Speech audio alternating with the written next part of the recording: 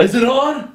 Oh, it's on. Okay. What's cracking, guys? Omar Isaf here, talking today about practical programming when it comes to strength and hypertrophy. You want to make your own program? You want to know what to do? You gotta follow this chart. What's great about this provides a nice little spectrum of training depending upon your goals. So you can customize it. Do you want to be more strength focused? Well, then you're going to drop down the sets, increase the intensity. Do you want to get that there muscle, right? Aesthetics? You're going to increase the sets, increase the volume, because volume is a key driver of hypertrophy. Really what I'm trying to say, you can use this template to build any sort of program you want, and these are general guidelines meant to be customized. Overview what I'm talking about and what this is and why you should use it. When I say C stands for compound, I stands for isolation. When I talk about the movements, I label them. Obviously you start from the top, now we're going down to the bottom. Primary, that's the big movement for the day. What do you want to focus on? Your squat, your bench, your deadlift. That's what the first movement is right there. Function denotes what you're actually trying to attain there, or the primary function. There can be many functions. Strength, you're trying to get stronger. Initially, because strength is very demanding on the nervous system, we always start off with strength. That's why you'll also see the rep range is lower when you first start out, and then gradually we work through the entire rep range spectrum. So we get all the way up to 15 plus repetitions. And really, when we take a look right over here towards the notes section, it gives us a little idea what we should focus on or things to keep in mind. So when I talk about that primary movement, you're doing squats, right? How many should you do? Well, you can consult Prilipin's table. You can actually periodize your programming. Here's what I mean. You might start off initially week 1, 5x5, slowly over time go to 4x5, then a 4x4, then maybe 4 sets of 3 repetitions.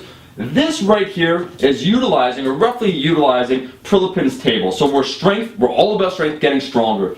The second movement, if we started off with squats, we're focusing on weak areas. Usually for a lot of guys, if you do a push-pull, or like myself where you do legs pull-push or upper-lower split, we'll start with a squat and you'll probably go over to deadlift. You want to get that frequency, right, to train that movement pattern. So start with a squat, you're moving on to the deadlift.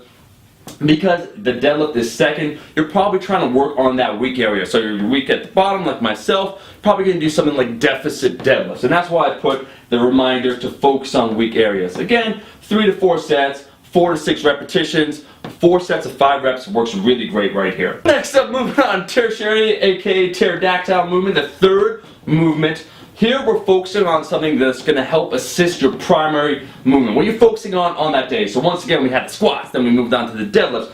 Your second type of squat variant will be something that will assist your primary. So let's say for myself, you want to get stronger out of the hole. You might do pause squats, you might do ATG front squats. You might do even a safety bar squat. It depends upon your goals once again, but really when we talk about the third movement now, if we're looking at the rep ranges, we're going more towards that traditional hypertrophy range of 6 to 12 repetitions. So variation of your primary movement. Once again, sticking to compounds. So we got 3 compounds to start off with.